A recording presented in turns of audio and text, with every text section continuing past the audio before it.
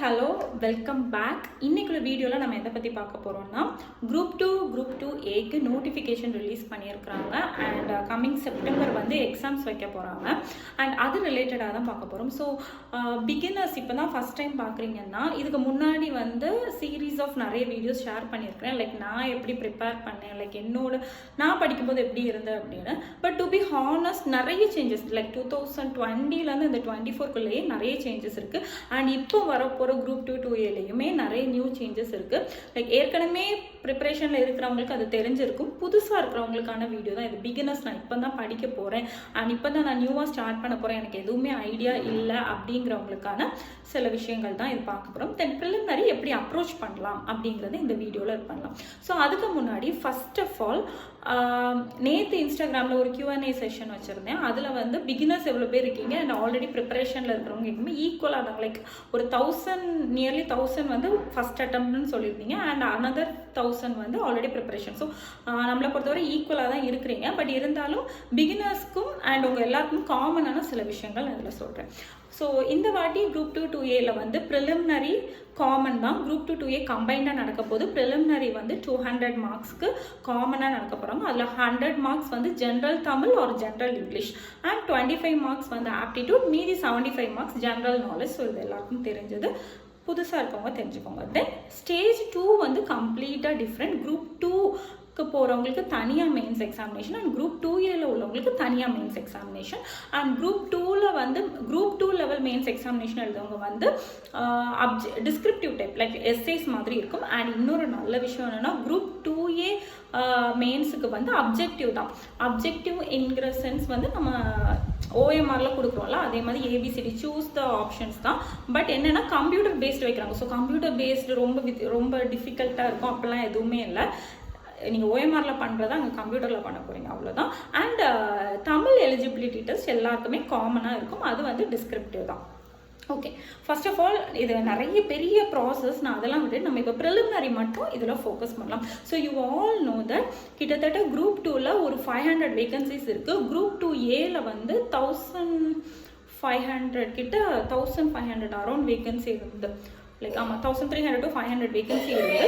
So ஓவராலாக 2300லேருந்து 2500 vacancy இருக்குது. And vacancy வந்து இன்னும் இன்க்ரீஸ் தான் ஆக போகுது, கம்மி ஆக போகிறது இல்லை.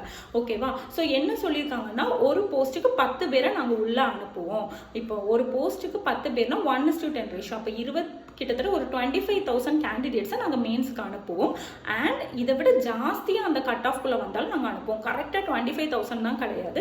இப்போ இந்த ஒரு கட் ஆஃப் செட் பண்ணி அதில் வந்து 30,000 பேர் 50,000 பேர் வந்தாலும் நாங்கள் உள்ளே அனுப்பிடுவோம் அப்படின்னு TNPSC சொல்லியிருக்காங்க.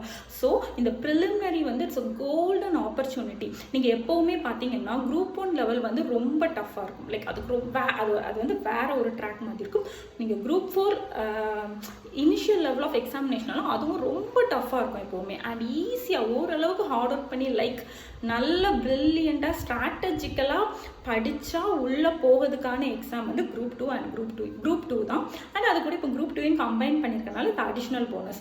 ஸோ ஏற்கனவே படித்தவங்களுக்கு இந்த ப்ரிலிமினரிங்கிறது அகெயின் ஒரு டெஸ்டிங் தான். லைக் படித்து கிட்ட வர வந்து கிடைக்காம போனவங்களுக்குலாம் இட்ஸ் கோல்டன் ஆப்பர்ச்சுனிட்டி, ஈஸியாக உள்ள போயிடலாம். அண்ட் பிகினர்ஸ்க்கு நான் இப்போ தான் ஸ்டார்ட் பண்ணுறேன், ஏற்கனவே நிறைய காம்படிஷன்ஸ் இருக்குது, என்னால் இதுக்குள்ளே வர முடியுமானா ஈஸியாக வரலாம். ஏன்னா ப்ரிலிமினரிங்கிறது ஜஸ்ட் வந்து ஒரு குவாலிஃபைங் தான். நீங்கள் இதில் வந்து மினிமம் மார்க் அந்த கட் ஆஃபை தொட்டுட்டீங்கன்னா ஈஸியாக உள்ள போயிடலாம். தென் மெயின்ஸுக்கு நீங்கள் ஹார்ட் ஒர்க் பண்ணணும். அதுக்கு நான் வந்து எனக்கு கிடைக்கிற 3 months நான் டெடிக்கேட்டடாக படிப்பேன் அப்படிங்கிறது பிகினராக நீங்கள் இருந்தாலும் நான் டெடிக்கேட்டடாக இனி உள்ள டைம் நான் யூஸ் பண்ணாலும் கிளியர் பண்ணலாமான்னு கேட்டால் டெஃபினட்டாக கிளியர் பண்ணலாம்.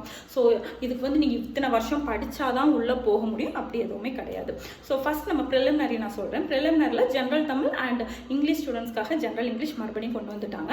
நிறைய பேர் தமிழ் படிச்சுட்டு இருந்தீங்க அண்ட் இங்கிலீஷ் நான் இனி புதுசாக படிக்க ஆரம்பித்தா போதுமான்னு கேட்டீங்க. கண்டிப்பாக இங்கிலீஷ் இனி படிக்க ஆரம்பித்தா கூட ஈஸியாக உங்களுக்கு கிளியர் பண்ணலாம்.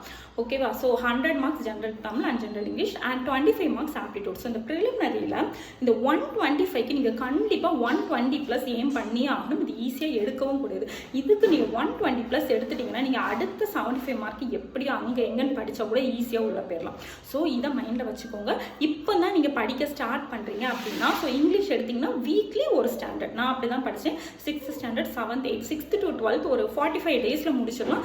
ரிமைனிங் 45 டேஸ் நீங்கள் திரும்ப டெஸ்ட் சீரீஸ், ரிவிஷன் எக்ஸாம் அப்படி இப்படி எழுதுனா கூட ஈஸியாக 95+ எடுக்கலாம். தமிழ் பொறுத்தவரை கொஞ்சம் டைம் எடுக்கும். சிலபஸ் வாஸ்ட்டு. ஆனால் உங்களுக்கு அட்வான்டேஜ் என்னன்னா நீங்கள் 100 மார்க்ஸ் ஃபுல் மார்க் ஈஸியாக எடுக்கலாம். தமிழில் வந்து தமிழில் வந்து 100 மார்க்ஸ் வந்து ஈஸியாக எடுக்கலாம். இங்கிலீஷில் வந்து கிராமர் கொஞ்சம் சொதப்போம். 95+ தான் எடுக்க முடியும். ஸோ இங்கிலீஷ் வந்து ஆனால் படிக்கிறது ஈஸி. ஸோ இந்த ரெண்டுக்குமே அட்வான்டேஜஸ் அண்ட் டிஸ்அட்வான்டேஜஸ் இருக்குது. ஆனால் இங்கிலீஷ் 100 எடுக்கவே முடியாதானா கேட்குறேன். கண்டிப்பாக எடுக்கிறவங்க நிறைய இருக்கிறாங்க. பட் நிறைய கிராமர் ப்ராக்டிஸ் வேணும். ஸோ இன்னையிலேருந்து நீங்கள் இன்றைக்கி படிக்க ஆரம்பிக்கிறீங்கன்னா கூட உங்களோட ஷெடியூலில் கண்டிப்பாக general Tamil or general English தான் 50% ஆஃப் த டைம் ஆக்குபை பண்ணும். அது என்னன்னா என்ன தப்பு பண்ணுவோம்னா, நானுமே இதை மிஸ்டேக் பண்ணியிருக்கோம். இது ஈஸி தானே, இது படிச்சுக்கலாம்னு சொல்லிட்டு நம்ம ஜென்ரல் நாலேஜை நோக்கி விடுவோம். ஏன்னா அது வாஸ்ட், அதை பார்க்கவே இருக்கும். ஹிஸ்டரி படிக்கவா, பாலிட்டி படிக்கவா, எது படிக்கனே தெரியாம கன்ஃபியூஷன்ல இருப்போம். பட் இதை விட்டுருவோம். ஸோ இங்க மார்க் குறைஞ்சிரும். அங்க நம்ம எவ்வளோ படிச்சாலும் ஒரு லிமிட்டட் தான் எடுக்க முடியும். ஆனா இங்க 125 மார்க் நமக்கு ஈஸியா கிடைக்கக்கூடிய மார்க். அண்ட் இது வந்து குவாலிஃபைங்கிறதுனால 125 நமக்கு கிடைச்சா கண்டிப்பா உள்ள போயிடலாம். ஸோ அதனால இது நல்லா ஃபோக்கஸ் பண்ணுங்க. அண்ட் மேக்ஸ் கண்டிப்பாக டெய்லி ப்ராக்டிஸ் பண்ணணும். ஸோ அது வேறு ஆப்ஷனே கிடையாது. நீங்கள் என்ன படிக்கிறீங்க, இல்லை பிகினராக இருந்தாலும் சரி, ஏற்கனவே படித்தவங்களா இருந்தாலும் சரி தான், 125க்கு டெய்லி ஜென்ரல் தமிழ் ஒரு ஜென்ரல் இங்கிலீஷ் அண்ட் மேக்ஸ் வந்து கண்டிப்பாக ப்ராக்டிஸ் பண்ணுங்கள். அதுக்கப்புறம் தேர்டு தான் current affairs, history, polity, economics, அதெல்லாம் அதுக்கப்புறம் என்னோட ஃபஸ்ட் அட்வைஸ். பிகினராக தான் இதுலேருந்து ஸ்டார்ட் பண்ணுங்கள். இனி படிக்க ஆரம்பித்தாலும் கம்ப்ளீட் பண்ணலாம். அண்ட் நான் வந்து இங்கிலீஷ் படித்தனால இந்த இங்கிலீஷ் ஸ்டூடெண்ட்ஸ்க்கு வந்து கிராமர் ரிலேட்டடான வீடியோஸ் நான் ஃபர்தராக போடுறேன். அண்ட் ஃபர்தராக உங்களுக்கு எந்த மாதிரி ஐடியாஸ் வேணுங்கிறத கமெண்ட் பண்ணுங்கள். என்னோட டைமில் நான் கண்டிப்பாக ஏதாவது இன்ஃபார்மேட்டிவாக உங்களுக்கு கொடுக்க ட்ரை பண்ணுறேன். அண்ட் இன்னொன்று என்ன சொல்ல விரும்புகிறேன்னா, பிகினர்ஸ் கண்டிப்பாக ஒரு ஹோப்ஃபுல்லாக என்னால் 3 months தான் இன்னும் இருக்குது, நான் தைரியமாக படித்தா கிளியர் பண்ண முடியும்னா கண்டிப்பாக கிளியர் பண்ணலாம். And general Tamil general English படிச்சுட்டு இருக்கவங்க வந்து ஜென்ரல் தமிழ் படிச்சுட்டு இருக்கேன், பட் எனக்கு இங்கிலீஷ் தான் ஈஸியாக இருக்குது, நான் இனி ஸ்விட்ச் பண்ணால் போதுமானா கண்டிப்பாக இன்னும் டைம் இருக்குது. இனி ஸ்விட்ச் பண்ணால் கூட நீங்கள் இங்கிலீஷ் கம்ப்ளீட் பண்ணலாம். ஸோ அது ஒன்று. அண்ட் ஏற்கனவே ப்ரிப்பரேஷனில் போய் அந்த இன்டர்வியூ வர போய் மெயின்ஸ் வர போய் லூஸ் ஆகி இனி எனக்கு தேவையே இல்லை வேணாம் அப்படின்னு இருக்கீங்கன்னா, லைக் நீங்கள் குரூப் 2 லூஸ் பண்ணியிருந்தீங்கன்னா maybe God is planning something bigger for you. நீங்கள் மேபி குரூப் 2க்காக கடவுள் வச்சுருக்கலாம். அதனால் நீங்கள் வந்து அவ்வளோ தூரம் போயிட்டு விடாதீங்க. ரொம்பனா நீங்கள்லாம் சக்ஸஸ்க்கு ரொம்ப பக்கத்தில் இருக்கீங்க. அண்ட் இன்னொன்று என்னென்னா, முன்னாடியெல்லாம் எப்போ எக்ஸாம் நடக்கும், நோட்டிஃபிகேஷன்லாம் வருது. இப்போ லாஸ்ட் இயர் தான் முடிஞ்சு இப்போ உடனே வந்துட்டு, ரைட்? ஸோ வருஷம் வந்துகிட்டே தான் இருக்கும். ஸோ நீங்கள் ஒன்ஸ் இந்த ப்ரிப்பரேஷனுக்குள்ளே வந்துட்டீங்கன்னா கிவ் அப் பண்ணாதீங்க. அந்த வேலை கிடைக்கிறது வரை கிவ் அப் பண்ணாதீங்க. அண்ட் டைம் கன்ஸ்ட்ரெயினால நான் இதை ஷார்டன் பண்ணி முடிக்கிறேன். ஸோ பிகினராக இருந்தாலும் ஸ்டார்ட் பண்ணுங்கள். அண்ட் முக்கியமாக வந்து தெரியாதவங்களுக்கு புக் சோர்ஸ் எது, மெட்டீரியல்ஸ் எது அப்படின்னு கேட்டு ரொம்ப இது பண்ணுறீங்கன்னா எல்லாமே ஸ்கூல் புக்ஸ் தான். 6th to 12th ஸ்கூல் புக்ஸை ரெடி பண்ணி கையில் வைங்க. மெட்டீரியலை தேடி அலையாதீங்க. நீங்கள் எவ்வளோத்துக்கு எவ்வளோ தேடி படிக்கிறீங்களோ அவ்வளோத்துக்கு அவ்வளோ உங்களுக்கு சக்ஸஸ் வந்து கிட்ட கிடைக்கும். அண்ட் இன்னொன்று என்னென்னா, எப்படி படிக்கிறது அப்படின்னா, 6th புக் இன்றைக்கி எடுக்கிறீங்க, ஒரு லெசன் படிக்கிறீங்கன்னா உங்கள் வீட்டில் சிலபஸை ஒட்டி வச்சுருங்க. எலமெண்ட்ஸ் அண்ட் காமன் 6th ஸ்டாண்டர்டில் இன்றைக்கி படிக்கிறீங்கன்னா அதை மார்க் பண்ணுங்கள். நாளைக்கு 7th சயின்ஸ் எடுத்து படிங்க. அப்போவும் எலமெண்ட்ஸ் அண்ட் காமன்ஸ் வரும்போது நீங்கள் ஃபஸ்ட்டு 6th லெவலில் படிச்சிருப்பீங்க, அடுத்து அதை 7th லெவலில் வந்து அப்கிரேட் பண்ணுங்கள். ஸோ இப்படி நீங்கள் தேடி படித்து உங்களுக்கான மெட்டீரியலை நீங்களே கிரியேட் பண்ணும்போது மட்டும்தான் சக்ஸஸ் கிடைக்கும். ஸோ டிஎன்பிஎஸ்சிங்கிறது வந்து நான் இப்படி படிச்சுட்டு போய் எழுதுறது இல்லை. ஏன் நீங்கள் தேடி படிக்கணுங்கிறதுனா, நீங்கள் படித்து டேரெக்டான கொஸ்டின் வரப்போகிறது இல்லை. நீங்கள் அங்கங்கே பார்த்து நீங்களே அனலைஸ் பண்ணி படிக்கும்போது தான் உங்களால் மேட்ச் பண்ணி கொஸ்டின் ஆன்சர் பண்ண முடியும். ஸோ இப்படி தான் டிஎன்பிஎஸ்சி ஒர்க் ஆக போதே தவிர்த்து ஸோ மெட்டீரியல் தேடுறது, அகாடமி தேடுறது, அது எல்லாம் ரெண்டாவது.